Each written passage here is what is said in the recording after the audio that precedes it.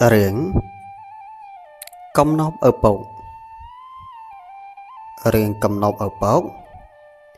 Miên cô bầm non ọc rủng Ở nẹ đám Ca priêmប្រដៅរបស់ឪពុកម្ដាយមិនដើរលេងខលខូចជាមួយមិត្តភ័ក្តិដែលមិនល្អនាំឲ្យគ្រោះថ្នាក់និងបាត់បង់ពេលវេលាជាការពិតណាស់ក្នុងដំណើរជីវិតរបស់មនុស្សម្នាក់ៗត្រូវមានការតស៊ូព្យាយាមអំណត់គ្រប់ពេលវេលាព្រោះថាការព្យាយាមរបស់យើងនឹងបានផលដ៏ល្អប្រសើរពីការព្យាយាមមានរឿងនិទានមួយដំណាលថាមានគ្រួសារមួយមានកូន12នាក់សុទ្ធតែប្រុសឪពុកប្រកបរបរជាជាងចម្លាក់ឈើតែក្នុងចំណោមកូនទាំងអស់នោះមានកូនបងគេមិនដែលយកចិត្តទុកដាក់នៅក្នុងការរៀនឆ្លាក់ឈើអំពីឪពុកដោយកូនប្អូនទាំង11នាក់នោះទេពេលខ្លះគេដើរលេងមិនចូលផ្ទះ2-3ថ្ងៃក៏មាន5ឆ្នាំក្រោយមកឪពុកក៏ស្លាប់បាត់ទៅគាត់មិនមានអ្វីបន្សល់ទុកឲ្យកូនក្រៅពីកំណាត់ឈើ12កំណាត់វែងនោះឡើយយប់មួយម្ដាយបានសុបិនចម្លែងព្រឹកឡើងគាត់បានហៅកូនទាំង12នាក់មកជុំគ្នា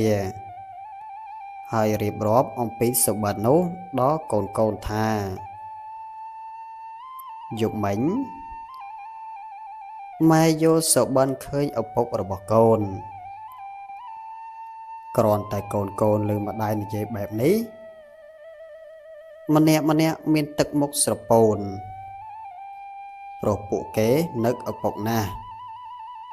កូនពៅបានរត់ទៅអោបម្ដាយនិយាយទាំងទឹកក្មេងថា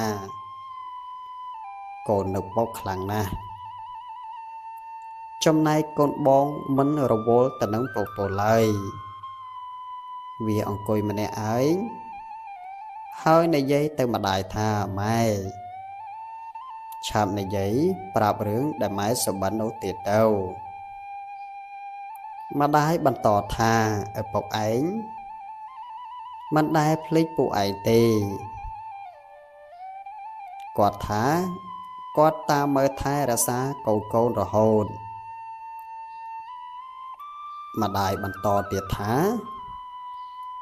ឪពុកឯងឲ្យពួកឯងទៅយកកំណប់ឈើកំណប់កូនបងគ្រាន់តែលើថាទៅយកកំណប់ភ្លាមក៏ទៅចិត្តម្ដាយហើយសួរថាម៉ែតើឪពុកថាកំណប់នោះនៅកន្លែងណារីម្ដាយប្រាប់កូនថាគាត់ឲ្យពួកឯងទៅលីកំណាត់ឈើដែលគាត់ទុកនោះដើរទៅទិសខាងលិចរហូតព្រែកមួយពួកនោះឯងនឹងឃើញកំណប់ឈើហើយកូនច្បងតបចាំបាច់យកកំណាត់ឈើទៅធ្វើអីធ្ងន់ឥតអំពើម៉ែទុកឲ្យកូនទៅយកម្នាក់ឯងចុះពេលយកបានហើយកូននឹងយកកំណប់នោះមកចែកប្អូនស្មើគ្នាម្ដាយមិនយល់ស្របអំពីគំនិតកូនបងទេគាត់បាននិយាយថាមិនបានទេកូនត្រូវតែធ្វើតាមបណ្ដាំរបស់គាត់ទើបអាចយកកំណប់នោះបានកូនបងបានរត់យ៉ាងលឿនទៅរើសកំណាត់ឈើមួយដែលស្រាលជាងគេបន្ទាប់មកកូនទាំង12នាក់បានលីកំណាត់ឈើដំណើរទៅទិសខាងលិចដោយកូនបងជាអ្នកដើរមុនគេព្រោះគេលីឈើដែលស្រាលជាងគេ ដល់ពាក់កណ្ដាលផ្លូវពួកគេក៏នាំគ្នាសម្រាកព្រោះរុយស្មាពេកលើកលែងរួចហើយកូនបងឃើញប្អូនឈប់ក៏គិតថាអញទៅមុនពួកវាដើម្បីកាប់ឈើនេះឲ្យកាន់តែស្រាល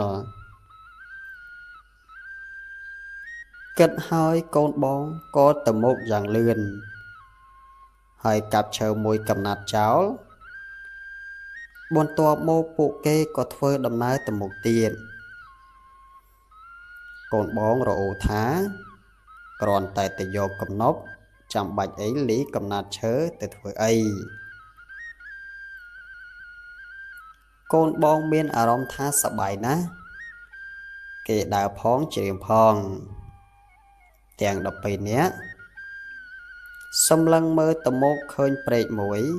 ក៏នាំគ្នាដើរយ៉ាងលឿនសម្ដៅទៅព្រែកនោះនៅត្រើយម្ខាងមានដំបូកមួយកំពុងបញ្ចេញពន្លឺយ៉ាងចិញ្ចើមព្រែកនោះมันអាចចម្លងទៅដោយគ្មានកំណាត់ឈើធ្វើជាស្ពានបានឡើយកូនច្បងបានយកកំណាត់ឈើរបស់ខ្លួនដាក់ឆ្លងព្រែកតែมันអាចឆ្លងបានព្រោះវាคล้ายទៅជាកំណាត់ឈើដ៏ខ្លីបាត់ទៅហើយប្អូនគេនាំគ្នាដាក់ឈើហើយឆ្លងទៅរកដំបូកនោះពេលនោះទើបកូនបងយល់ច្បាស់អំពីបំណងរបស់ឪពុកគេបានលុតជង្គង់សម្រក់ទឹកក្មេងហើយនិយាយដោយអស់សង្ឃឹមថាពុកកូនដឹងកំហុសហើយពុកតែងប្រដៅកូនថាឲ្យកូនមានចិត្តតស៊ូអត់ធ្មត់ព្យាយាមនៅក្នុងការងារសាងតែអំពើល្អតែកូនមិនដែលបានស្ដាប់ពាក្យទូន្មានរបស់ឪពុកម្ដងណាឡើយពីថ្ងៃនេះទៅកូននឹងកែខ្លួនជាមនុស្សល្អរក្សាម៉ែនិងប្អូនទាំងអស់មិនឲ្យពួកគេអស់សង្ឃឹមឡើយ